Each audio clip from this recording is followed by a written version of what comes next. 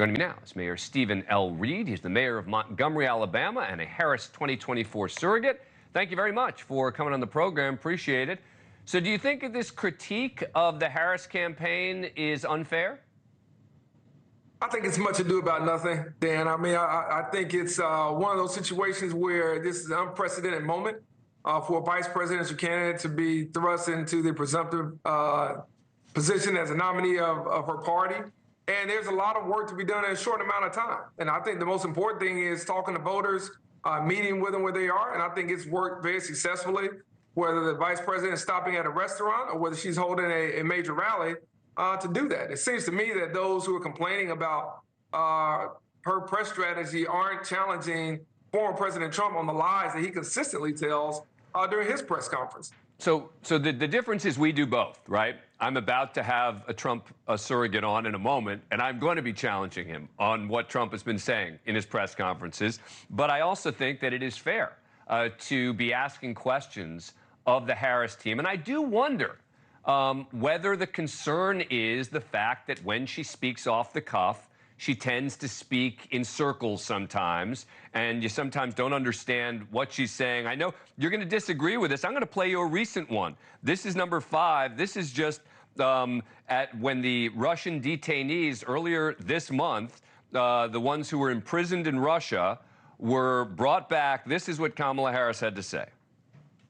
This is just an extraordinary testament to the importance of having a president who understands the power of diplomacy and understands the strength that rests in understanding the significance of diplomacy and strengthening alliances.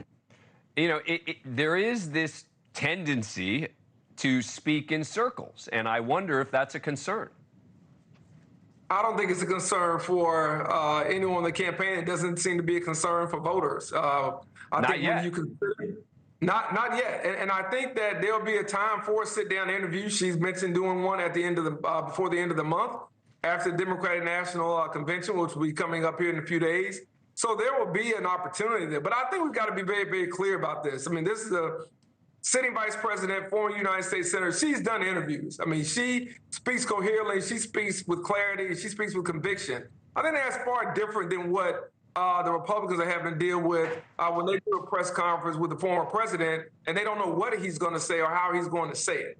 I mean, we have a nominee in the vice president who's able to get across her message in a multitude of ways, whether it's through TikTok shorts or whether it is through traditional releases around her economic plan. She's getting the information out to voters. And I think when there's an opportunity to sit down after she has done the blitz and after she has gotten through the convention, voters will like and see more about what her plan and her vision is for America, and most importantly, for their lives in this country over the next 4 years. And real quick, I want to just play, this is Harris on Nightly News with Lester Holt in 2021. And I bring this one up because this is undoubtedly going to be something she's going to have to respond to and about. Number 8. Do you have any plans to visit the border? At some point, you know, we are going to the border. We've been to the border. So this whole thing about the border, we've been to the border. We've been to the border. You haven't been to the border. And I haven't been to Europe. And I mean, I don't understand the point that you're making.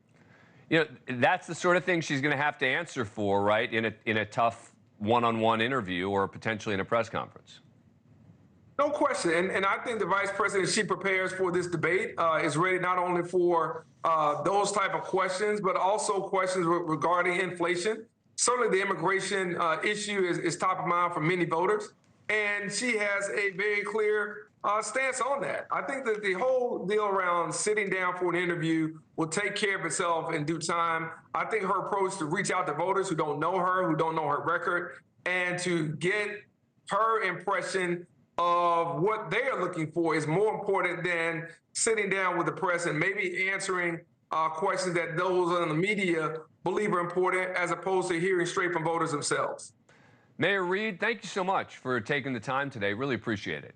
Thanks for watching. Go to joinnn.com to find NewsNation on your screen. And don't forget to click the red subscribe button below to get more of NewsNation's fact-driven, unbiased coverage.